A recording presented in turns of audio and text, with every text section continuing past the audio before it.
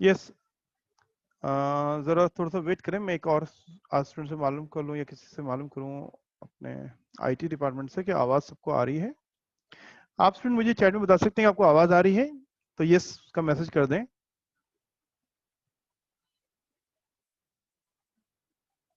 Yes reply कर दें तो मुझे अंदाजा हो जाएगा कि आपको मेरी आवाज़ आ रही है। ओके, थैंक यू बेटा, बस काफ़ी लोगों ने बता दिया। Yes, okay, yes. अब मैं इसका डेटा बनाऊंगा ना, फिगर इसलिए बनाई ताकि सवाल समझ में आ जाए।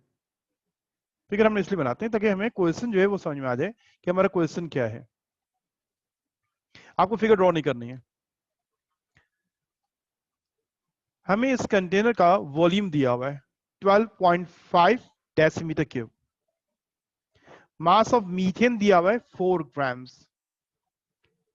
हमें मोल्स चाहिए होते हैं, तो यही मैं इस मास को मोल में कन्वर्ट करूंगा। तो हम मास को डिवाइड करते हैं मोलर मास से, 4 डिवाइड बाय 16 करूंगा तो मोल 0.25 आ जाएगा। तो number of moles of methane is a gas 1, तो मैं इसको N1 कह रहा हूं। तो यूं मैंने 4 को डिवाइड किया 16 से, तो मेरे पास आंसर आ जाएगा 0.25 मोल। मैं N1 की वैल्यू कह रहा हूं, ये गैस 1 है। सेकंड गैस जो है नाइट्रोजन, उसका मास 1.8 ग्राम दिया हुआ है, उसके मोल्स मालूम करने हैं। तो 1.8 को डिवाइड करोगे नाइट्रोजन के मोलर मास 28 के साथ, तो सेकंड गैस के मोल्स आ जाएंगे। तो 1.8 डिवाइड बाय 28, तो ये आपके पास आंसर आएगा 0.06 मोल। देख रहे हैं बात को क्या कह रहा हूं? ये तीन अलग गैसेस हैं, तीनों के मास को मोल में कन्वर्ट करते जा रहे हैं। थर्ड गैस है जीनॉन, उसका मास है 10 ग्राम। उसके नंबर मोल को N3 कह रहा हूं, और 10 को डिवाइड कर रहा हूं जीनॉन के एटॉमिक मास, जो उसका मोलर मास होगा, क्योंकि ये मोनो एटॉमिक गैस है, it is a noble gas. जैसे हीलियम, नियॉन, आर्गन, क्रिप्टॉन, तो ये जीनॉन एक नोबल गैस है, इसका मोलर मास 131। आपने डिवाइड किया तो मोल वैल्यू 0.76 आ गई। अंदर मॉलिक्यूल्स कितने, मॉलिक्यूल्स टोटल मॉलिक्यूल्स कितने, जिसकी वजह से प्रेशर क्रिएट हो रहा है, तो आप इन तीनों के मोल को सम अप कर लोगे, तो इसको मैं कहता हूं टोटल नंबर ऑफ मोल्स, और इसको n से रिप्रेजेंट कर रहा हूं, जो कि तीनों का सम होगा, N1, N2, N3। आपने तीनों को सम अप किया जब 0.25, 0.06, 0.76, तो हमारे पास टोटल मोल 0.386 आ रहा है। ये n is a total moles. अब हम यहाँ पे आगे बात करेंगे। वॉल्यूम के बाद तीनों गैसेस के मास को मोल में कन्वर्ट किया और सम अप कर लिया।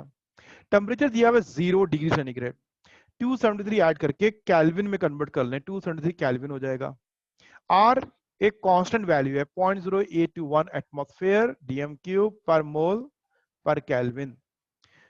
प्रेशर मालूम करना था, ये प्रेशर जो है मालूम करना है।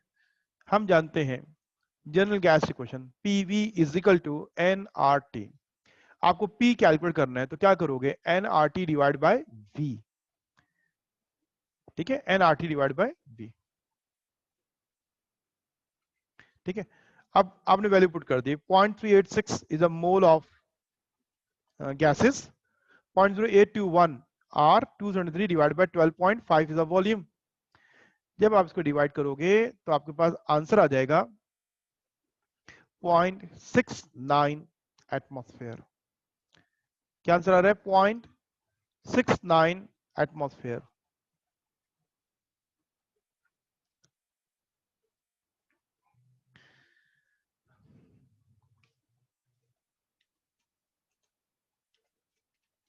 इसको बेटा आप कॉपी भी कर लीजिए। यस, आप सही कह रहे हो। कैलकुलेटर में बेटा मोल की वैल्यू कितनी आ रही है, 1.07।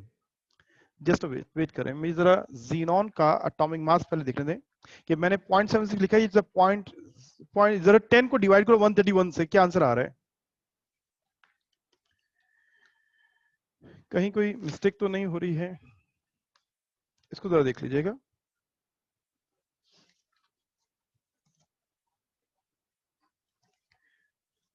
10 डिवाइड बाय 131।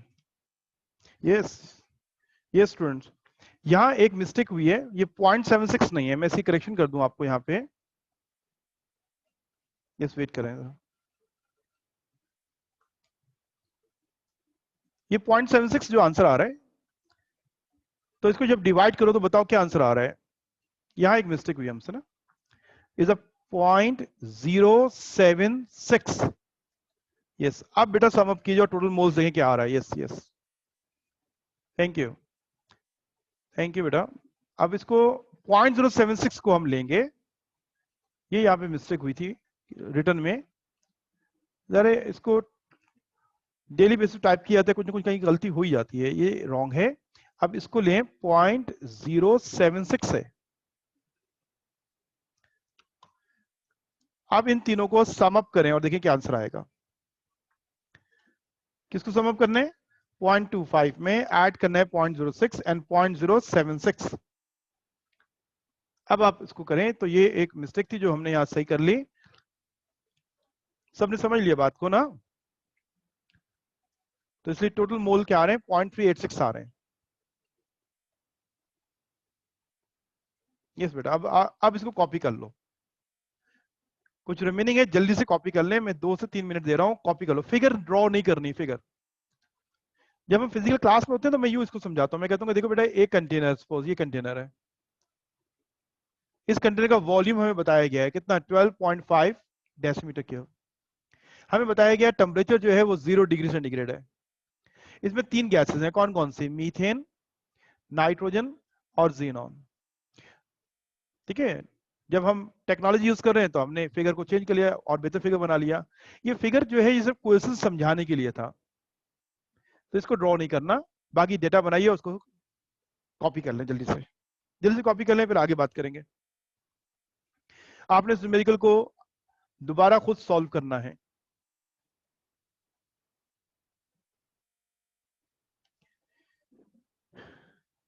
प्रॉब्लम ये है कि असल में ये सब कुछ रिटर्न है, सॉफ्ट कॉपीज मौजूद है, लेकिन वर्ड की फाइल्स हैं ये सारी। कौन सी? पावर पॉइंट पे हम काम कर रहे हैं, फिर में एनिमेशंस डालना कि एक वर्ड के बाद दूसरा वर्ड मूव करके आना,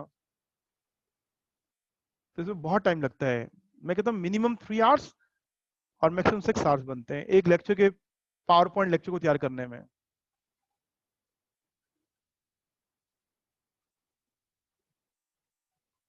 तो आपको इसका अंदाजा नहीं है कि कितनी इसके पीछे वर्किंग होती है। अब ये फिगर जो डली गई है यहाँ पे, कि कॉन्सेप्ट देना कि मीथेन, जीनॉन और नाइट्रोजन का मॉलिक्यूल, तो इसको ड्रॉ करने में कितना टाइम लगा होगा? ये बना बनाया तो नहीं है ना, ये मैंने खुद बनाया सब चीजें, ताकि आपको ये समझा सकूं। जीनॉन इज अ मोनोटॉमिक, तो एक स्फीयर बनाया मैंने। नाइट्रोजन इज अ डायटोमिक, और वहां पे ट्रिपल कोवलेंट बॉन्ड है, तो देखिए यहाँ पे 3 बॉन्ड नजर आ रहे होंगे, 1 2 और 3। मीथेन सेंट्रल इज कार्बन, और ये 4 हाइड्रोजन के एटम्स हैं। यस, कॉपी कर लें बेटा इसको, यस कॉपी कर लें इसको, कॉपी कर लो। तो बेटा जब बता दो मुझे डन, तो मैं फिर आगे मूव करूं, मुझे एक और न्यूमेरिकल समझाना है आपको। अभी हम सिर्फ बुक के न्यूमेरिकल्स कर रहे हैं ना।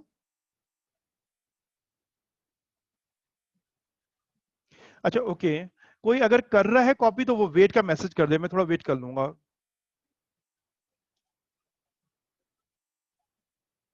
कोई अगर कॉपी कर रहा है तो वेट का मैसेज, यस ओके मैं वेट कर रहा हूँ। अलियान आप जब कर लो तो डन कह देना, मैं फिर आगे मूव करूंगा, ठीक है?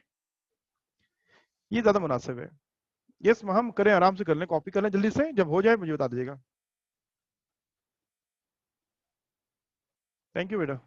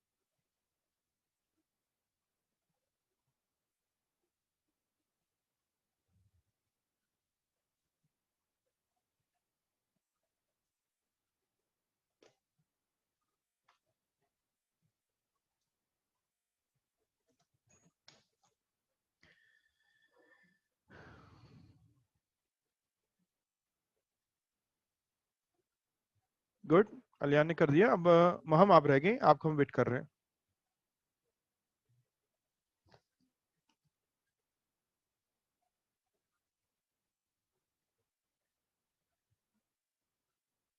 Yes okay.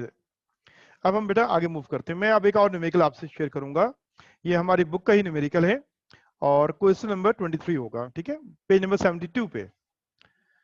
आपकी बुक का लास्ट चैप्टर का लास्ट पेज होगा 72, क्वेश्चन नंबर 23, और ये सवाल लिखा हुआ है, what is the density of methane gas.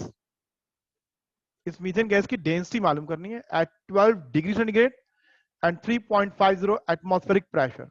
हमें एक गैस का टेम्परेचर और प्रेशर दिया हुआ है और उसकी डेंसिटी पूछी जा रही है।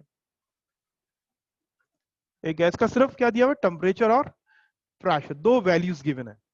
आप देख रहे हैं ये गिवन है, हमें यहाँ पे क्या गिवन है, गैस का टेम्परेचर और क्या दिया हुआ उसका प्रेशर, और मालूम क्या करना है, उसकी डेंसिटी जो है ये हमें फाइंड आउट करनी है। आइए इसका डेटा बनाते हैं। बहुत आसान न्यूमेरिकल है, बहुत इजी न्यूमेरिकल है।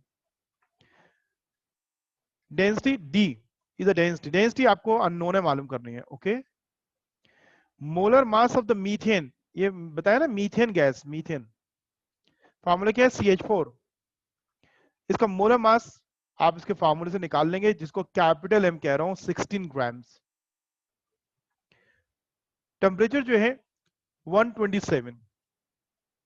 ओके, यहाँ पे एक प्रॉब्लम है, ये 12 लिखा हुआ ना, मुझे जरा बुक से चेक करना पड़ेगा। वही बात है ना कि सवाल को भी कॉपी किया होगा, मुझे जरा बुक से देखने दें कि मेरे ख्याल से 127 ही टेम्परेचर है। यस 127, ये 12 नहीं है, सॉरी। टेम्परेचर कितना है, 127 डिग्री सेंटीग्रेड। ओके, टेम्परेचर कितना दिया हुआ है, 127 दिया हुआ है सवाल में, बुक के सवाल में। 273 बेटा इसमें ऐड करो तो ये बन जाएगा 400 केल्विन। इसके बाद हम कहते हैं कि हमें आर की वैल्यू याद है, वो होती है 0.0821 एटमॉस्फेयर डीएम क्यूब पर मोल पर केल्विन, और प्रेशर हमें दिया हुआ है 3.50 एटमॉस्फेयर। डेटा पूरा हो गया। डेंसिटी मालूम करनी है। दो वैल्यूज नोन वैल्यूज हैं जो गिवन नहीं है, हम जानते हैं, एक तो मोलर मास फार्मूले से जानते हैं और आर की वैल्यू हमने याद की। ये दो नोन वैल्यूज हैं और गिवन दो वैल्यूज हैं, टेम्परेचर और प्रेशर, दो गिवन वैल्यूज हैं। Okay, general gas equation apply करो, कौन सी है, PV is equal to NRT. यहां डेंसिटी तो नहीं है, हम इस फार्मूले से डेंसिटी कैलकुलेट कर सकते हैं। ये एन क्या चीज है, नंबर ऑफ मोल्स है। नंबर ऑफ मोल्स क्या होते हैं, given mass divide by molar mass. N क्या चीज है, given mass divide by molar mass. आप एन की ये वैल्यू इस फार्मूले में पुट करें तो ये फार्मूला क्या हो जाएगा, ये फार्मूला हो जाएगा PV is equal to N क्या है, m upon capital M R T. PV is equal to m R T upon capital M. मैंने एन की जगह उसकी वैल्यू पुट की। N means given mass divide by molecular mass. अब यहां देखो, मॉलिक्यूलर मास और वॉल्यूम आपस में क्रॉस मल्टीप्लाई कर दें। वॉल्यूम लेफ्ट में मल्टीप्लाई हो रहा है, राइट पे आके डिवाइड करेगा, मॉलिक्यूलर मास वहां जाकर मल्टीप्लाई करेगा। ओके, ये कर लेते हैं। जब मैंने ऐसा किया तो V जो लेफ्ट साइड पे था राइट पे आके डिवाइड कर रहा है, तो आप देखें ये डेंसिटी नजर आ गई हमें। Mass upon volume is called density. तो मैं अब इसको m अपॉन v का मतलब तो डेंसिटी होता है, तो मैं इसके लिए डेंसिटी ले लूंगा, तो मेरा ये फार्मूला क्या हो जाएगा जनरल गैस इक्वेशन का, Pm is equal to DRT हो जाएगा। हमें D कैलकुलेट करना है। ये एक बेटा कॉमन क्वेश्चन जो एग्जाम में भी आता है। हमें डेंसिटी मालूम करनी है, तो ये फार्मूला ड्राइव किया हमने, फार्मूला ड्राइव कर दिया। अगर आपको ये फार्मूला याद है तो आप ये सारा काम ना करें, ये सब करने की जरूरत नहीं है। ये फार्मूला बना कैसे, ये समझाने के लिए मैंने यहाँ न्यूमेरिकल में इसको ड्राइव किया है। आपको एग्जाम में ये ड्राइव नहीं करना, आपको डायरेक्ट फार्मूला याद होना चाहिए। जब डेंसिटी कैलकुलेट करोगे तो फार्मूला क्या होगा, Pm अपॉन RT। ये फार्मूला डायरेक्ट हमें याद होना चाहिए। अब ये इसकी थ्योरी और इसकी डेरिवेशन हमारे सिलेबस में नहीं, मतलब बुक में नहीं है, इसलिए मैंने आपको पढ़ाया नहीं वहां पे उस वक्त।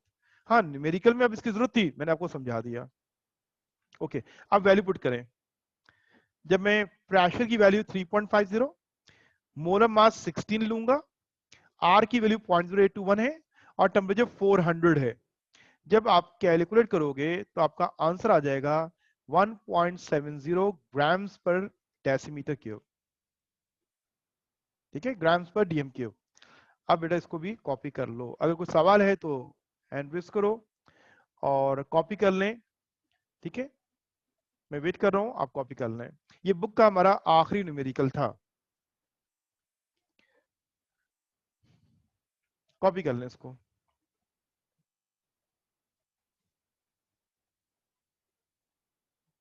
कर लेता हूं रिकॉर्डिंग अपने, थोड़ा वेट करें, बस 1-2 मिनट के लिए वेट करें, मैं आपसे बात कर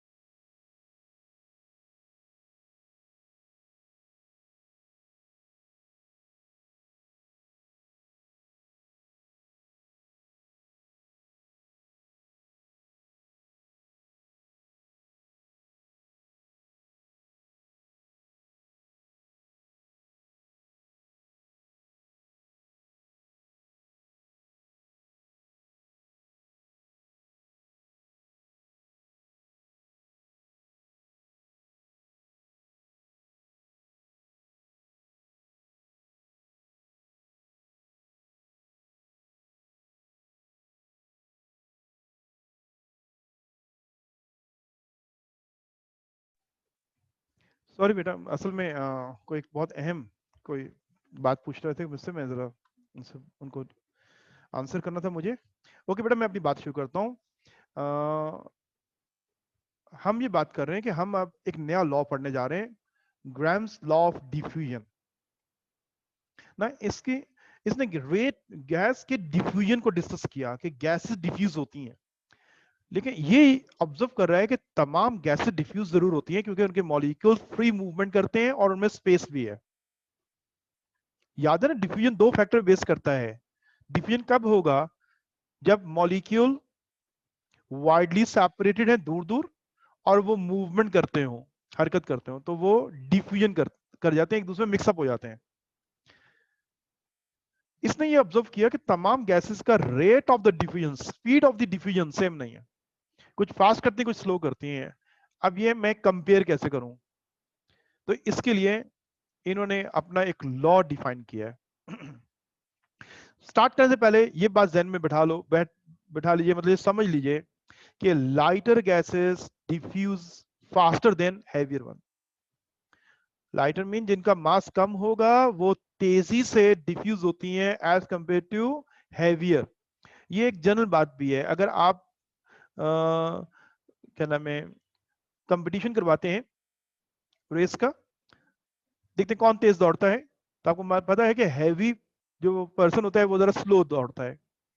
तो बिल्कुल इस तरह हम ये बात देखते हैं कि जैसे कॉमन लाइफ में नजर आ रहा होता है, तो बिल्कुल इस तरह मॉलिक्यूल्स में भी है। जो लाइट वेट के हैं वो फास्ट डिफ्यूज करेंगे एज कंपेयर टू हैवियर। कितना फास्ट करेंगे तो कंपेयर करना पड़ेगा आपको ना।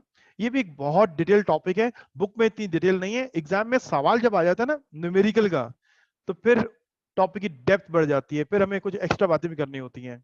तो मैं ये कह रहा था कि कोर कॉन्सेप्ट ले लो, चैप्टर को डिस्कस कर लो, पास पेपर को इंशाल्लाह बाद में करेंगे, बाद में करेंगे इंशाल्लाह, बिल्कुल करेंगे। मैंने आपको कहा है कि मेरी नजर जो है 30 ईयर्स पे होती है, और मुझे आपको कंप्लीट नॉलेज दे के आगे बढ़ाना है। ओके बेटा, इसकी स्टेटमेंट क्या है, लॉ की स्टेटमेंट क्या है? ये कह रहे हैं under similar condition of temperature and pressure. भाई जब डिफ्यूजन कंपेयर करना होगा तो टेम्परेचर और प्रेशर को कांस्टेंट रखना पड़ेगा, क्योंकि वेलोसिटी जो है वो टेम्परेचर बेस्ड है। एक गैस का टेम्परेचर ज्यादा पे वेलोसिटी नोट कर रहे हैं, एक का कम पे नोट कर रहे हैं, तो ये जस्टिफिकेशन तो नहीं है। तो इसलिए हम कह रहे हैं under similar condition of temperature and pressure, the rate of diffusion और effusion, the rate of diffusion or effusion of a gas is inversely proportional to the square root of its density. Gas का diffuse होना उसकी density के square root की क्या है? Inversely proportional है। जितनी डेंसिटी ज्यादा होगी उतना स्लो डिफ्यूज करेगी, जितनी डेंसिटी कम होगी उतना फास्ट डिफ्यूज करेगी। तो ये कह रहे हैं under similar condition of temperature pressure the rate of diffusion और इफ्यूजन। डिफ्यूजन दो गैसेस का आपस में मिक्सअप होना, इफ्यूजन किसी गैस का एक स्मॉल होल में से बाहर आना। आज इंशाल्लाह क्लास के एंड में मैं इफ्यूजन की भी एक वीडियो आपसे शेयर करता हूं ताकि इफ्यूजन आपको समझ में आए। पिक्चर से इतना क्लियर नहीं होगा, मैं एक वीडियो इंशाल्लाह शेयर करता हूं। ये तो बेटा स्टेटमेंट है, स्टेटमेंट को कॉपी करो, साथ साथ कॉपी करें मेरा ना, मैं थोड़ा टाइम भी देता रहूंगा। स्टेटमेंट को कॉपी करें। Under similar condition of temperature and pressure the rate of diffusion or effusion of a gas is inversely proportional to the square root of its density.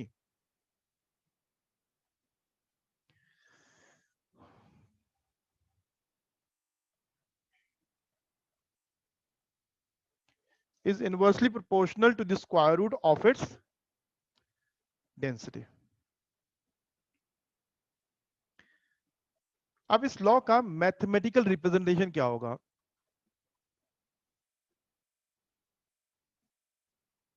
Mathematical representation, हम rate को R से represent करेंगे। तो R stand for rate of diffusion. और कोई gas इफ्यूज हो रही है तो उसी आर को हम कहेंगे रेट ऑफ इफ्यूजन भी कहेंगे। R stand for rate of diffusion या इफ्यूजन। तो इस एक्सप्रेशन में मैं लिखा R is inversely proportional to the square root of the density of a gas. R is inversely proportional to the square root of the density of a gas. Sign of proportionality को खत्म करते हो तो is equal to का sign put करोगे और एक constant डालते हैं, k इज अ कांस्टेंट। तो ये इक्वेशन क्या होगी, r is equal to k into 1 upon square root D. अब ये तो हो गया एक गैस की बात हो गई। जब हम डिफ्यूजन की बात करते हैं कि एक गैस फास्ट डिफ्यूज करती है, तो आप कंपेयर करते हो, दो गैसेस होना जरूरी है। तो अगर एक गैस R1 है, दूसरी गैस के रेट को R2 कहूंगा। एक गैस की डेंसिटी D1 है तो दूसरी गैस की डेंसिटी क्या होगी, D2। अब हम बात कर रहे हैं कि इसको अब अप्लाई करें गैसेस के ऊपर। ये तो मैथमेटिकल एक्सप्रेशन तो हमने ड्राइव कर लिया, अब गैसेस पे अप्लाई करना है।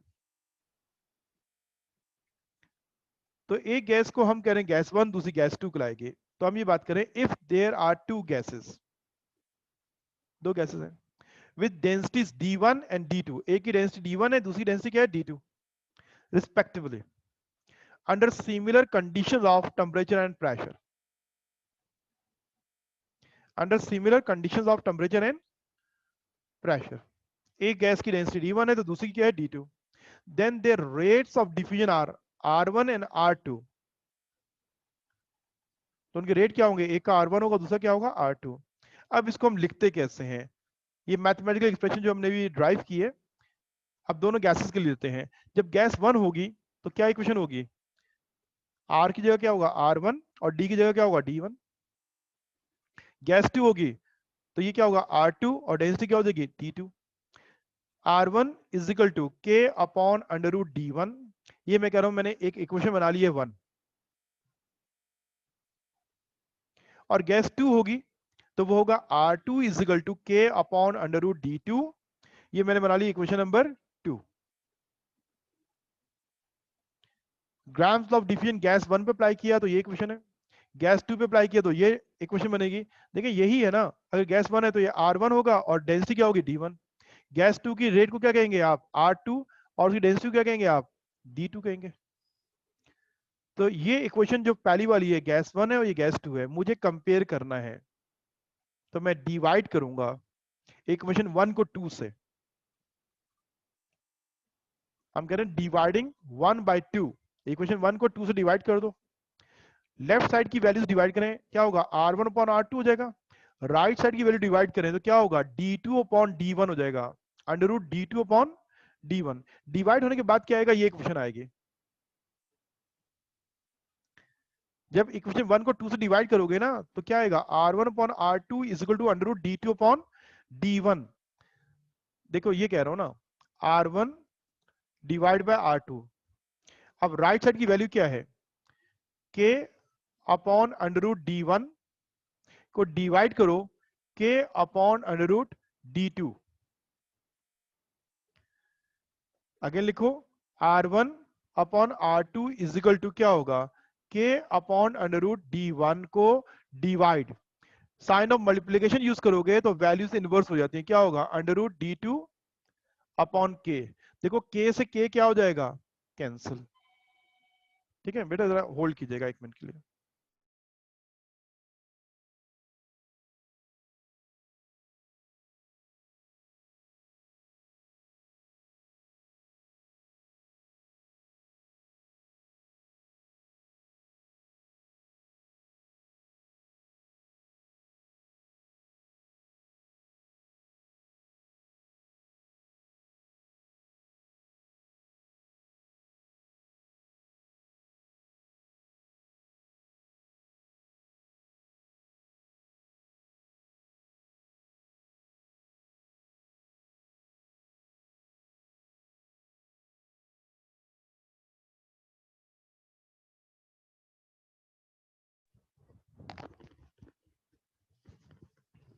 जी, मैं आपको ये बताना चाह रहा था, R1 upon R2 is equal to D2 upon D1 direct कैसे लिख दिया।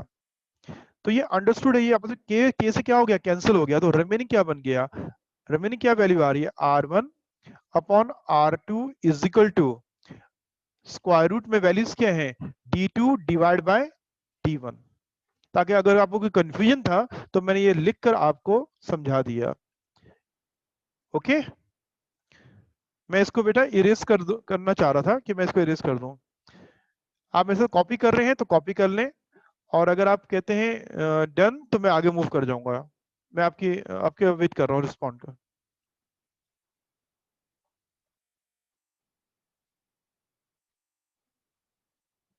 ओके थैंक यू बेटा।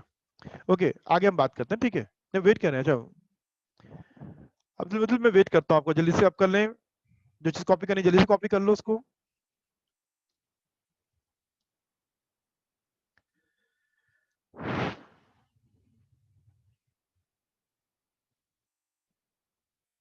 इस जवीरियन भी का वेट, ओके बेटा मैं वेट कर रहा हूँ। आप कॉपी कर लें, जिनका कुछ रहता है वो भी कॉपी कर लें। यहां तक हम फार्मूला ड्राइव कर चुके हैं।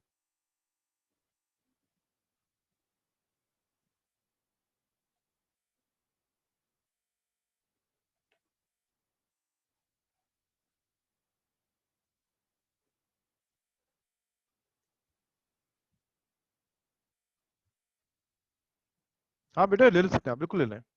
स्क्रीनशॉट ले लें अपने क्या नाम है, लर्निंग के लिए आप ले सकते हैं, बिल्कुल ले सकते हैं। मैं सिर्फ ये कहता हूँ कि बेटा एक कॉपीराइट है, बड़ी मेहनत से बनाया जाता है, आप इसको मिसयूज बस मत करें, और एक अच्छे स्टूडेंट के तौर पे बिहेव किया करें। आप ले सकते हैं, स्क्रीनशॉट ले सकते हैं, लेकिन बेटा इसको स्क्रीनशॉट लेकर याद नहीं करना, रिटर्न करना है आपको। लिखेंगे ना तो लर्निंग भी आपकी अच्छी होगी। लिखना जरूर है बाद में, देखने से बेटा याद नहीं होता है। मैंने कल आपको व्हाट्सएप पे क्या नाम है, जो लर्निंग का पैरामीटर जो है वो मैंने आपसे शेयर किया था, तो आप जरा फोकस कीजिएगा कि इफेक्टिव लर्निंग किस मेथडोलॉजी से होती है। तो लास्ट था टीच अदर, 90% आपकी लर्निंग जो है इफेक्टिव होगी। एनी हाउ, ठीक है बेटा मैं आगे बात करूं, मैं वेट कर रहा हूं अभी आपका।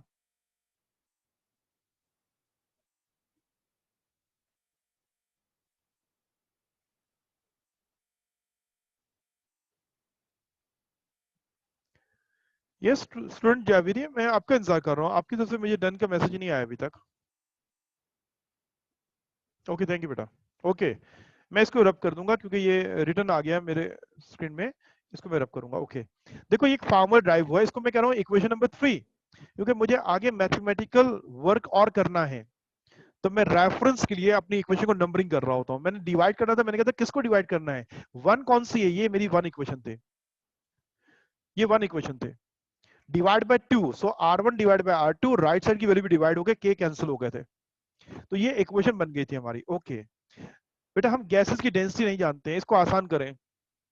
डेंसिटी तो हमें नहीं मालूम है, अब बताओ ऑक्सीजन गैस की डेंसिटी क्या है, जब तक मुझे उसकी टेबल वैल्यू नहीं बताई जाएगी मुझे नहीं मालूम है। मैं इसको और आसान करता हूं, क्या डेंसिटी किसी पे डिपेंड करती है? यस, मॉलिक्यूलर मास पे करती है। तो हम ये बात जानते हैं कि molecular mass of the gas is equal to twice the vapour density. Molecular mass जो है, मैं क्या कह रहा हूं, मॉलिक्यूलर मास में लिख के बताता हूं उसको। हम ये बात कर रहे हैं कि मॉलिक्यूलर मास जो है, molecular mass is the twice of density. Her gas का मॉलिक्यूलर मास जो है वो डेंसिटी का 2 टाइम्स होता है, ये रिलेशन हो गया हर गैस का। 2 इज अ कांस्टेंट निकाल दीजिए, तो molecular mass is directly proportional to density. इसलिए मैं डेंसिटी को रिप्लेस कर रहा हूं मॉलिक्यूलर मास से, इस एक्सप्रेशन को और इजी करने के लिए। हमने कहा since we know that molecular mass of the gas is equal to twice the vapour density, that is m is equal to 2d, d is equal to m upon 2, substituting the value of d with m in equation number 3। ये जो equation number 3 आपने drive की थी ना grams of diffusion से, या d की जगह आप m से उसको रिप्लेस कर दें, सब्स्टिट्यूट कर दें, वी गेट क्या फार्मूला आ जाएगा, r1 upon r2 is equal to under root m2 upon m1। r1 upon r2 is equal to under root m2 देखिए भाई जो डेंसिटी है d, उसको मैंने मास से रिप्लेस कर दिया क्योंकि वो उसके डायरेक्टली प्रोपोर्शनल है। तो d की जगह क्या हो जाएगा m, तो ये d2 हो जाएगा और ये क्या होगा d1। वही फार्मूला है, वही इक्वेशन है, बस डेंसिटी को हमने मॉलिक्यूलर मास से रिप्लेस कर दिया। अब ये एक आसान फार्मूला आ गया, हमारे तमाम न्यूमेरिकल इस आसान फार्मूले से सॉल्व किए जाएंगे, क्योंकि डेंसिटी गिवन नहीं होती है। अगर गिवन है तो फिर ये फार्मूला भी यूज करेंगे। इसका न्यूमेरिकल पास पेपर में सिर्फ एक मौजूद है, एक मिसाल मौजूद है, बुक में नहीं है। तो ये दो फार्मूले हो गए, हमने अपना फार्मूला आसान कर दिया। तो फिर अब हमारा स्टेटमेंट जो शुरू का लिखा हुआ था उसमें डेंसिटी या मॉलिक्यूलर मास का लफ्ज यूज कर सकते हैं। Thus, the rate of the diffusion of gas is inversely proportional to the square root of its molecular mass. ये लास्ट में हमारा कंक्लूजन हो गया। वही स्टेटमेंट को हमने डेंसिटी की जगह क्या यूज कर लिया, मॉलिक्यूलर मास।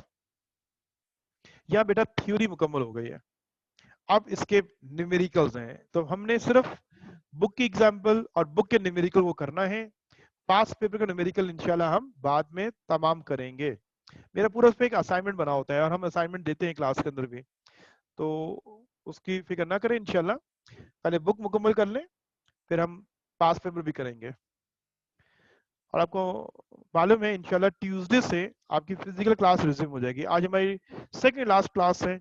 एक और क्लास ऑनलाइन हम लेंगे इंशाल्लाह मंडे को, उसके बाद ट्यूसडे से आपको वेलकम करेंगे सेंटर में और इंशाल्लाह यहाँ क्लासेस होंगे इंशाल्लाह। ओके, बस बेटा ये लिख लिया आपने कि ये हमारा कंक्लूजन हो गया। Thus the rate of diffusion of gas is inversely proportional to the square root of its molecular mass. देखो इनवर्सली रिलेशन है, R1 is equal to under root M1, inversely relation में आएगा। ठीक है, ओके, देन का message करो, तो हम न्यूमेरिकल स्टार्ट करते हैं इसके। बहुत ही सिंपल सा डेरिवेशन है, ये हमने ड्राइव कर लिया। अब हम न्यूमेरिकल स्टार्ट करते हैं। ठीक है, ये नोट्स में से भी याद कर सकते हो आप। ओके बेटा, आइए आगे मूव करते हैं। अब बुक का कोई न्यूमेरिकल जो है वो हम करेंगे। तो पेज नंबर 70 पे आ जाइए, क्वेश्चन नंबर 9। पेज नंबर 70 का क्वेश्चन नंबर 9।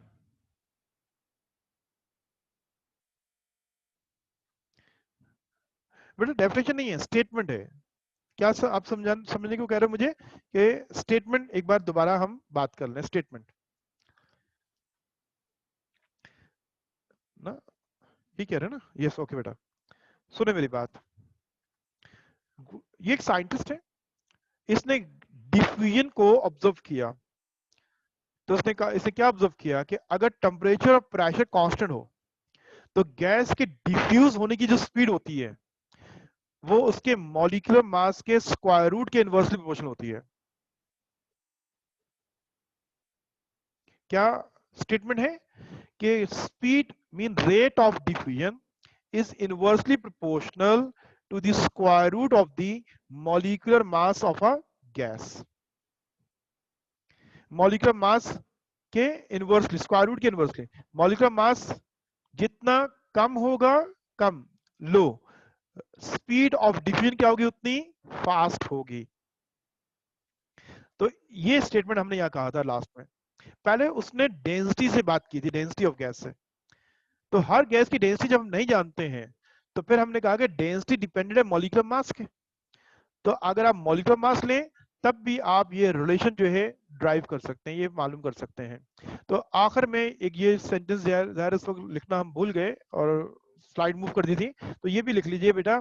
कंक्लूजन क्या है, this indicates that a gas with lower molecular mass will diffuse faster.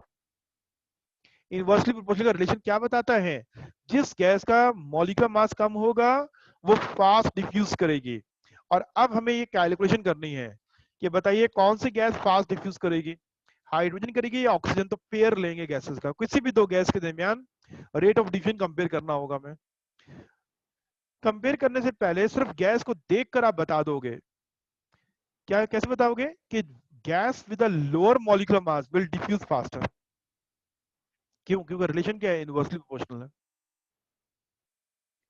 तो lower molecular mass gas will diffuse faster, ये तो हमारे वैसे देखिए कंफर्म हो जाएगा, लेकिन कितना फास्ट ये बताना है। 2 टाइम्स, 3 टाइम्स, 1.4 टाइम्स, 0.5 टाइम्स, कितने टाइम्स फास्ट है, ये कैलकुलेशन करनी पड़ेगी। देखिए ये तो बता देंगे कि कौन फास्ट होगा।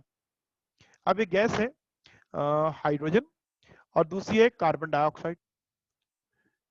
तो कौन फास्ट डिफ्यूज करेगा इन दोनों के अंदर? जिसका मॉलिक्यूलर मास लो होगा। हाइड्रोजन का मॉलिक्यूलर मास कितना है 2 और कार्बन डाइऑक्साइड कितना है 44। So hydrogen gas diffuse faster than carbon dioxide, ये तो मुझे मालूम है, लेकिन सवाल ये कितना टाइम? कार्बन डाइऑक्साइड से उसकी स्पीड कितने टाइम तेज है? 2 टाइम्स है, 3 टाइम्स है, 9 टाइम्स है, 20 टाइम्स है, 100 टाइम्स है, कितने टाइम्स? ये कैलकुलेशन करनी होगी हमें, ठीक है। तो ये ब्लू में लास्ट एक सेंटेंस लिखा था, इसको भी आपने, ये कंक्लूजन है। ओके, अब हम आते हैं न्यूमेरिकल के ऊपर। पेज नंबर 70 का क्वेश्चन नंबर 9 की बात कर रहा हूं। आपको 3 पेयर दिए हुए, कितने पेयर दिए हुए? 3। एक मैं सॉल्व कर दूंगा, बाकी तो आपको खुद करने हैं। इस क्वेश्चन का एक पार्ट मैं सॉल्व कर दूंगा। मैं सवाल शेयर करता हूं, ये देखो, ये सवाल है। क्या करना है? कंपेयर करना है rate of diffusion of the following pairs of gases. First pair hydrogen और ड्यूटेरियम का है। हाइड्रोजन तो जानते हैं ना, deuterium is a heavy hydrogen, D2 heavy hydrogen. इसमें मॉलिक्यूलर मास लिख देता हूं। हाइड्रोजन का मॉलिक्यूलर मास आप जानते हैं कितना होता है? यस, 2। और ये हैवी हाइड्रोजन है, एक एटम का मास 2 है, तो दो एटम का मास कितना हो जाएगा? 4। हाइड्रोजन का मोलर मास 2 ग्राम और D2 का मोलर मास कितना है? 4 gram. Is a isotope of hydrogen, isotopes of hydrogen. Second pair is methane and helium. Methane का मोलर मास कितना है? 16 ग्राम और हीलियम का मोलर मास कितना है? 4 ग्राम। सल्फर हेक्साफ्लोराइड, इस तरह मोलर मास कैलकुलेट करना पड़ेगा मुझे ना, क्योंकि फ्लोरीन का एटॉमिक मास है 19, मल्टीप्लाई बाय 6 करें और उसमें 32 ऐड कर दीजिए, 146। सल्फर हेक्साफ्लोराइड का मोलर मास कितना है? 146। और सल्फर डाइऑक्साइड कितना है? 64। अब मैंने मोलर मास सबके लिख दिए। आप हर पेयर में बता सकते हो कौन फास्ट डिफ्यूज करेगा। फर्स्ट पेयर में कौन फास्ट डिफ्यूज करेगा? जिसका मॉलिक्यूलर मास कम होगा। तब मार्क करते हैं hydrogen diffuses faster than deuterium, helium gas diffuses faster than methane, sulphur dioxide gas diffuse faster than sulphur hexafluoride. ये तो पता है हमें कि मॉलिक्यूलर मास कम है वो फास्ट डिफ्यूज होगा। अब सवाल ये है कितना फास्ट? हाइड्रोजन D2 के कितने फास्ट डिफ्यूज हो रही है? हीलियम मीथेन से कितना फास्ट डिफ्यूज हो रही है? ये हमें कैलकुलेट करना है यहाँ पे, ठीक है। तो मैं ये सेकंड पार्ट जो है इसको सॉल्व करूंगा। मैंने यहाँ पे मार्क किया कि मीथेन और हीलियम को सॉल्व करना है। बेटा न्यूमेरिकल को मेरे साथ कॉपी करना है आपने, मेरे साथ कॉपी। मैं बहुत आराम से और टाइम लेके समझाऊंगा आपको, जल्दी भी नहीं करूंगा, आप इजिली कॉपी भी करोगे, समझोगे भी। ये एक पेयर दिया हुआ है मीथेन और हीलियम का। एक गैस 1 है, एक गैस 2 है, एक को R1 कहेंगे, एक को R2 कहेंगे। तमाम स्टूडेंट का एक ही आंसर आया, तो पेयर के अंदर जिसका मॉलिक्यूलर मास कम होता है ना, उसको हमेशा गैस 1 R1 लिया करें, तो तमाम की रेशो सेम आ रही होगी। क्या कर रहे हैं? आपको एक पेयर दिया जाएगा, जिसका मॉलिक्यूलर मास कम है उसको गैस 1 कंसिडर करते हैं, R1। मीथेन और हीलियम की हम बात कर रहे हैं, मीथेन और हीलियम। इस पेयर की हमें डिफ्यूजन को कंपेयर करना है।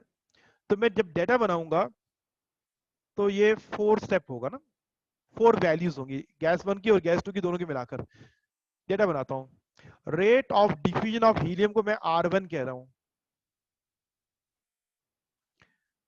Helium is a lighter gas, इसलिए मैं इसको R1 कह रहा हूं। Rate of diffusion of helium is called R1। Helium जिस स्पीड से डिफ्यूज हो रही है उसको R1 कह रहा हूं। और इसका जो मॉलिक्यूलर मास होगा वो क्या कहलाएगा? M1। तो molecular mass of helium is M1। और मॉलिक्यूलर मास आप जानते हैं कितना है? 4 AMU। मोलर मास ग्राम में होता है और मॉलिक्यूलर मास AMU के यूनिट में लिखा जाता है। Molecular mass of the helium is 4 AMU। ये आप समझ लें कि गैस 1 का डेटा पूरा कर लिया हमने। अब यही वैल्यूज गैस 2 की लिखनी है, ठीक है ना। यही वैल्यूज क्या करनी है अब गैस 2 के लिए लिखनी है। तो पहले क्या लिखेंगे? Rate of diffusion of methane, R2 कहलाएगा। ये R1 और R2 कंपेयर करना है। तो R1 आपने लिया हीलियम के लिए, R2 लिया मीथेन के लिए, इनको कंपेयर करना है। R1 R2 के बराबर इक्वल नहीं है, क्या क्या इसके रिलेशन है वो निकालना है अभी हमें। लेकिन मीथेन का मॉलिक्यूलर मास आप जानते हैं, तो molecular mass of methane is M2 और उसका मॉलिक्यूलर मास कितना है 16 AMU। तो ये गैस 2 की वैल्यू होगी। तो डेटा पूरा हो गया। ग्राम्स ऑफ डिफ्यूजन में जब भी डेटा बनाओगे तो आप यूं बनाओगे, गैस 1 का रेट और उसका मॉलिक्यूलर मास, गैस 2 का रेट और उसका मॉलिक्यूलर मास। हो गया, कॉपी हो गया यहां तक। अब हम फार्मूला अप्लाई करेंगे according to Graham's law of diffusion. हम ये बात जानते हैं कि R1 upon R2 is equal to under root M2 upon M1। ये ना formula, R1 upon R2 is equal to under root M2 upon M1। अब R1 upon R2 is equal to M2 की वैल्यू कितनी है 16, M2 पे put कर दे। M1 की value कितनी है 4, 16 डिवाइड बाय 4, 16 डिवाइड बाय 4 क्या आंसर आएगा 4 आ जाएगा। तो हमने लिखा R1 upon R2 is equal to under root 4, 4 का स्क्वायर रूट लो, आपका आंसर क्या आएगा 2। मैंने कहा R1 upon R2 is equal to 2। ये R2 या मल्टीप्लाई हो रहा है राइट पे जाके, सॉरी डिवाइड हो रहा है राइट पे जाके मल्टीप्लाई करेगा। तो रिलेशन ये आ गया कि R1 बराबर है 2R2 के। R1 कौन है हीलियम, हीलियम की स्पीड, देखो मैं ये कह रहा हूं R1 कौन है हीलियम, R2 कौन है मीथेन। तो मैं कह रहा हूं इसको पढ़ना सीख लीजिए, क्या पढ़ते हैं इसको। R1 कौन है हीलियम, मैं कहूंगा helium diffuses 2 times faster than methane.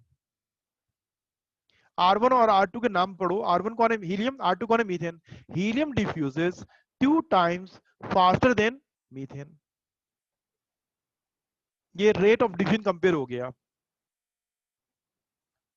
ठीक है, मैं इसको इरेज कर दूं ताकि ये रिटर्न नजर आए। R1 is equal to 2R2 जो लिखा आपने, तो इसको स्टेट कैसे करेंगे। R1 कौन है हीलियम, क्या कर रही है diffuse 2 times as fast as methane, ये साथ में लिखना होता है।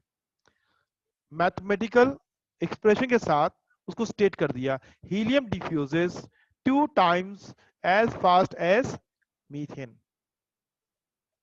मिसाल के तौर पे ये लिखा हुआ है R1 is equal to 4R2। तो इसको पढ़ेंगे क्या, क्या मतलब है ये, कंपेयर करोगे क्या पढ़ोगे इसको। Gas 1 diffuses 4 times as fast as gas 2। अगर गैस का नाम नहीं है तो एक 1 एक 2 कह रहा हूं। ठीक है, तो यूं हम इसकी स्टेटमेंट करते हैं। कॉपी करें इसको, ये मैंने करवा दिया। और 1 और 2 आपको, 1 और 3 सॉरी, ये आपको मैंने होमवर्क दिया है, इसको खुद इनका रेट ऑफ डिफ्यूजन कंपेयर करना है आपको। कुछ रह गया है जल्दी से कॉपी करके डन कहें मुझे, तो मैं एक और न्यूमेरिकल आपको करवा दूं।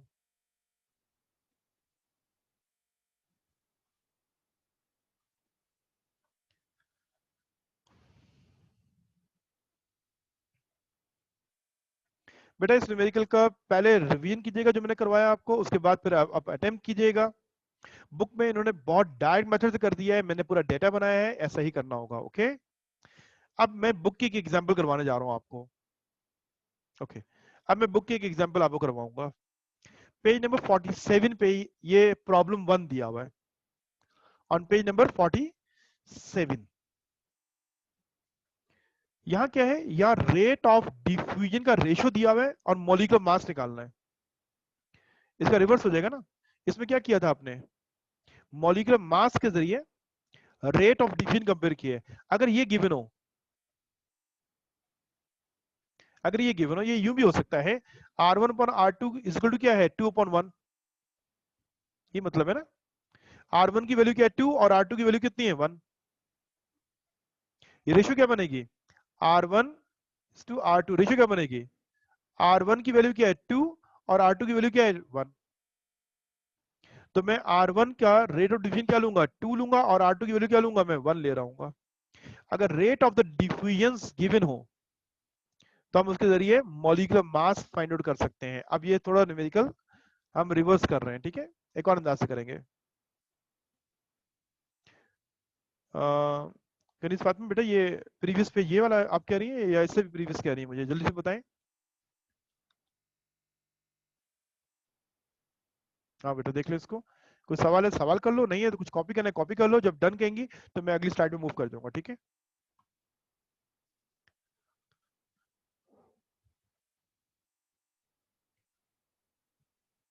ओके बेटा आगे मूव करते हैं। मैं ये कह रहा था कि अब एक और न्यूमेरिकल करेंगे जो डिफरेंट न्यूमेरिकल होगा, तो वो बुक की एक एग्जांपल है। किस पेज पे है? 47 पे है। प्रॉब्लम 1 का वहां हेडिंग डाला होगा और ये वहां सवाल लिखा हुआ है। क्वेश्चन कॉपी करने में थोड़ा टाइम वेस्ट ना करें, बाद में कॉपी कर लें, बुक की सॉल्व एग्जांपल है, सॉल्व एग्जांपल ना। हाँ सोल्यूशन जरूर कॉपी कीजिएगा, सोल्यूशन बिल्कुल कॉपी करना है। बस एक रेफरेंस डाल दें अपनी कॉपी के अंदर, पेज नंबर 47 प्रॉब्लम 1। आइए पहले सवाल पढ़ते हैं। इस क्वेश्चन में हमें बताया जा रहा है the ratio of the rates of diffusion of two gases A and B is 1.5:1। मैंने यहां तक पढ़ा, ये पहला जुमला क्या बता रहा है आपको? दो गैसेस हैं, ए का नाम क्या है ए और ए का नाम क्या है बी। गैस ए के रेट ऑफ डिफ्यूजन की वैल्यू कितनी है? 1.5। गैस बी की रेट ऑफ डिफ्यूजन की वैल्यू कितनी है? 1। एक गैस ए है और एक गैस कौन सी है? बी। दोनों के रेट ऑफ डिफ्यूजन का रेशियो में दिया हुआ है, ये तो दिया हुआ है। सवाल क्या है? If the relative molecular mass of gas A is 16। अगर गैस ए का मॉलिक्यूलर मास 16 है तो बताओ गैस बी का मॉलिक्यूलर मास क्या होगा? ये ए और बी क्यों कहा, नाम क्यों नहीं दिया, फार्मूला क्यों नहीं दिया? क्योंकि फार्मूले से हम डायरेक्ट आंसर निकाल लेंगे, हमें पता ये आंसर आएगा कि मॉलिक्यूलर मास तो हर गैस के हमें मालूम है नॉन वैल्यूज होती हैं। अगर मैं कहूँ गैस बी इज ऑक्सीजन, आपने 32 आंसर होगा। तो इसलिए अननोन गैस रखी, ए और बी कोई भी गैस है। ए का मॉलिक्यूलर मास बता दिया 16 बता दिया, एक का, एक गैस का मॉलिक्यूलर मास बताया कितना है? 16। अब 16 मॉलिक्यूलर मास से हम कह सकते हैं may be it's a methane gas. कौन सी गैस हो सकती है? CH4 methane. नहीं कुछ वैसे मालूम नहीं करना है गैस कौन सी, ये नहीं करना हमें। ओके, क्या करना है? दूसरी गैस का मॉलिक्यूलर मास निकालना है। तो ये बात बताई जा रही है कि गैसेस के रेट ऑफ डिफ्यूजन अगर गिवन हो और मालूम हो तो आप उसके जरिए गैस का मॉलिक्यूलर मास निकाल सकते हैं, क्योंकि इनका आपस में मैथमेटिकल रिलेशन है।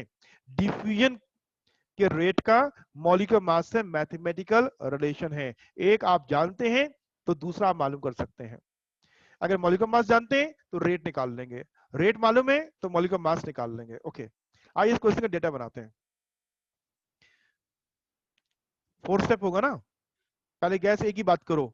Rate of diffusion of gas A is r A. जो ए गैस है उसके रेट को मैं आर ए कह रहा हूं। इसी गैस का जो मॉलिक्यूलर मास होगा, ओके पहले इसकी वैल्यू लिख देते हैं। आर ए की वैल्यू हमें यहाँ दी हुई, कितनी वैल्यू दी हुई है? 1.5। अब इसका जो मॉलिक्यूलर मास होगा वो एम ए होगा और एम ए की वैल्यू 16 दी हुई है। गैस ए का ये रेट ऑफ डिफ्यूजन 1.5 लिया है और उसका मॉलिक्यूलर मास कितना है? 16। तो मैं कह रहा हूं ये गैस 1 की वैल्यूज मुकम्मल हो गई।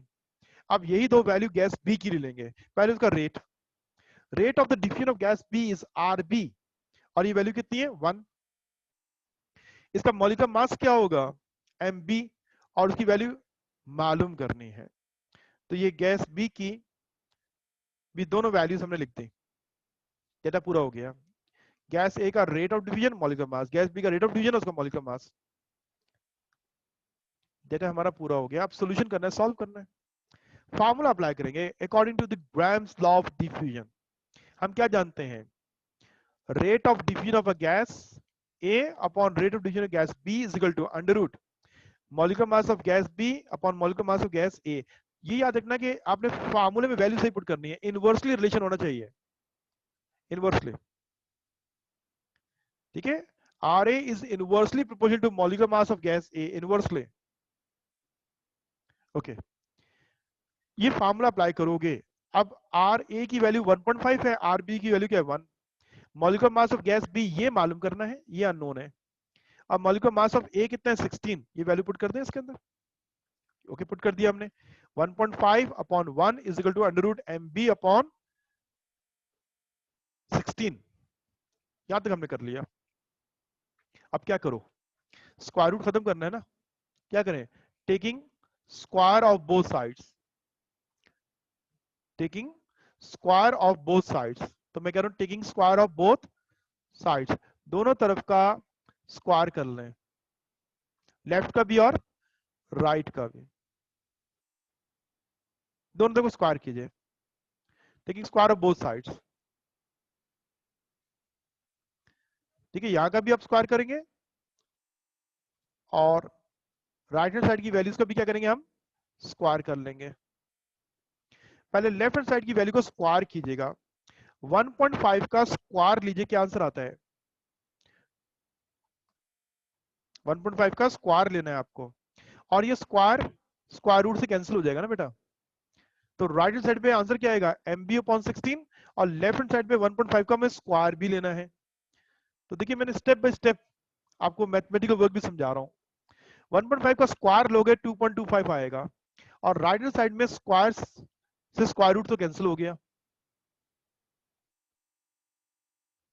स्क्वायर बेटा इसलिए कर रहे हैं कि स्क्वायर रूट को खत्म करना है। ये square root of M B जो है ये सॉल्व कैसे करना है ना, ये स्क्वायर रूट की वैल्यू को खत्म करना है, तो इसलिए हम दोनों तरफ का स्क्वायर ले रहे हैं ताकि स्क्वायर रूट खत्म हो जाए।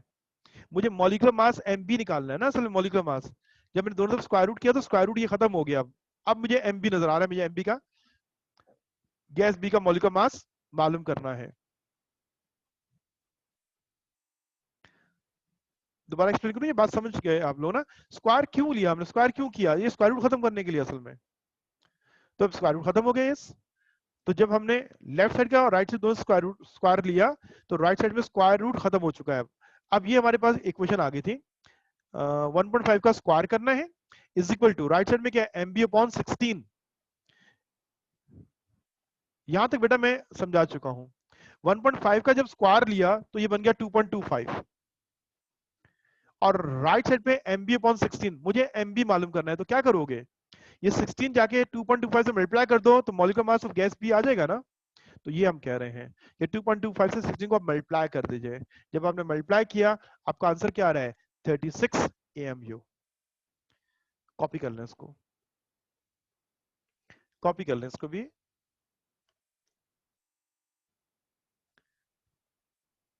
तो यूं हमारा ये लॉ भी आज अल्हम्दुलिल्लाह मुकम्मल हो गया। Dalton's law of partial pressure इंशाल्लाह कल हम डिस्कस करेंगे, वो हमारा 5th गैस लॉ है। कल सॉरी मीन नेक्स्ट मंडे को, कल तो क्लास नहीं है आपकी केमिस्ट्री की। यहां तक इसको कॉपी कर लीजिए, ठीक है। ये हमने मॉलिक्यूलर मास ऑफ गैस भी मालूम कर लिया। अब इसमें जो लॉ स्टडी किया है वो अबाउट डिफ्यूजन है। तो what is the definition of diffusion, the movement of gas molecules from a region of higher concentration to a region of lower concentration, that is called diffusion। हम यहाँ diffusion के साथ जो है ना, डिफ्यूजन के साथ एक और चीज क्या डिस्कस कर रहे हैं, स्पीड डिस्कस कर रहे हैं, स्पीड ऑफ डिफ्यूजन, कि लोअर मॉलिक्यूलर मास gases diffuses faster than heavier one. Only diffusion नहीं है, डिफ्यूजन तो हमने समझ लिया, the movement of molecules from a region of higher concentration to the region of lower concentration। इस डिफ्यूजन तमाम gases में होती है, तो उसका रेट को हमने कंपेयर करना समझा और उसको डिस्कस किया। आप मुझे डन कहें या सॉरी पहले वेट कर दें, अगर कोई वेट कर रहा होगा तो मैं वेट कर रहा हूं, उसके लिए वेट करूंगा, वरना फिर मैं आगे मूव करूंगा, ठीक है।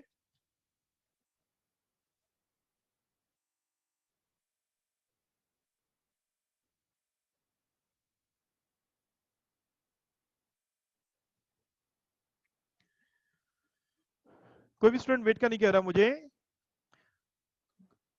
लॉ ऑफ डिफ्यूजन, जो ग्राम्स ऑफ डिफ्यूजन है, उसका एक छोटा सा वीडियो क्लिप है, वो मुझे आपसे शेयर करना है। आइए पहले हम वो वीडियो देखते हैं, ठीक है। ओके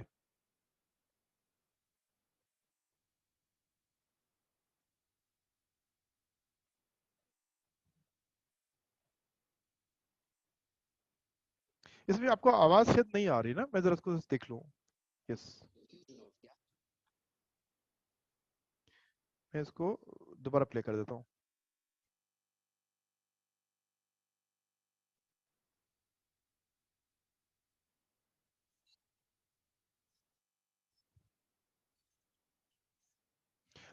बेटा ये वीडियो देखने का मकसद क्या है? तो यहाँ ऑब्जेक्टिव की बात की जा रही है। हर लेसन का सबसे पहले एक ऑब्जेक्टिव होता है कि टीचर ये बात क्यों पढ़ाना चाह रहा है आपको, उसका मकसद क्या है पढ़ाने का, ठीक है, ऑब्जेक्टिव से कहते हैं। तो क्या ऑब्जेक्टिव क्या है? To understand the basic principles of the diffusion, किसमें? गैसेस में। And Graham's law of diffusion क्या है वो भी समझना है, ठीक है।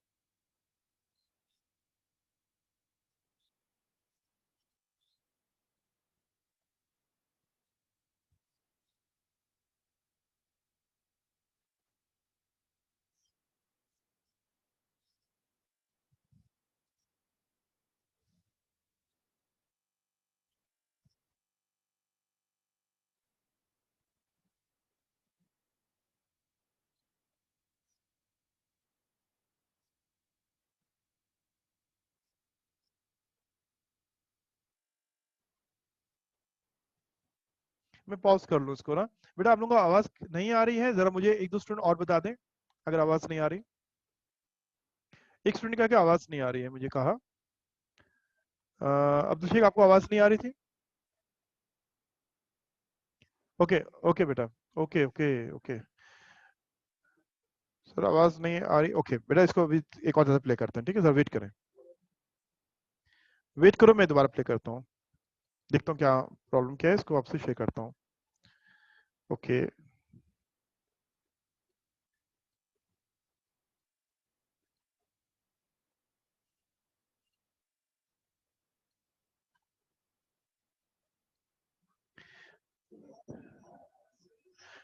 आपको आवाज आई है? आपको आवाज आ रही है स्टूडेंट्स? अगर आ रही है तो मुझे यस बोल दें ताकि फिर मैं इसको प्ले कंटिन्यू कर दूं।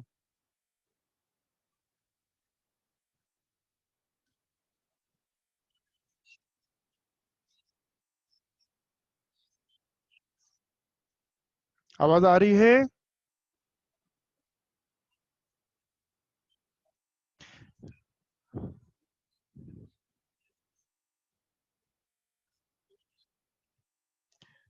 आवाज बहुत स्लो आ रही है। एक मिनट, एक मिनट बेटा मैं जरा कर, आपकी आ रही है लेकिन वीडियो की नहीं आ रही, ओके ठीक है। ये बताओ कि वीडियो की आवाज नहीं आ रही थी बिल्कुल भी, ऐसा ना आपको नहीं आ रही है? ओके इसको जरा देखते हैं क्या मसला क्या है। थोड़ा बेटा वेट करो, मैं इसको भी सही करता है, कुछ देखते हैं कि कहीं पे इसका कुछ प्रॉब्लम होगा। साउंड इसका क्यों प्ले नहीं हो रहा है? वॉल्यूम हाई है इसका, इसको आप वहीं देखो, मुझे आवाज बताना कि आपको आवाज आ रही है नहीं आ रही है, ठीक है।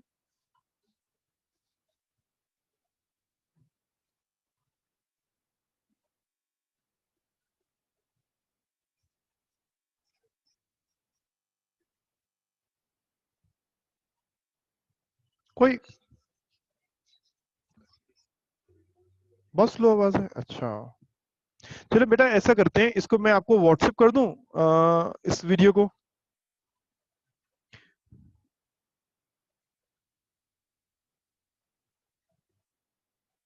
ना, मैं आपको व्हाट्सएप कर देता हूँ, फिर आप इसको आराम से देख लीजिएगा उसको ना। एक इसको मुझे व्हाट्सएप करना है और एक इफ्यूजन को, कि व्हाट इज इफ्यूजन। ऐसा जरा इसको देखो, इसकी आवाज आ रही है? इफ्यूजन की आवाज सुनेंगे? ये सेकंड एक और मैं वीडियो प्ले कर रहा हूँ, मुझे बच्चों को ये भी शेयर करना था।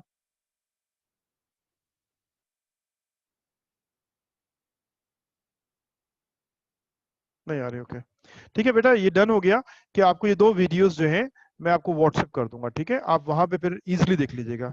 और कोई इशू हुआ नेक्स्ट क्लास बताइएगा, उम्मीद है नहीं होगा इंशाल्लाह, ठीक है। मुझे इसको देखना पड़ेगा क्या वजह है कि आपके पास साउंड क्यों नहीं आ रहा, क्योंकि मेरे पास मेरे कान फट रहे हैं, इतनी आवाज आ रही है, ऐसा देखो सर। मुझे तो नहीं महसूस हो रहा है। हाँ, और आपको कह रहे हैं, बिल्कुल सही कह रहे हैं। मैं play करता हूँ।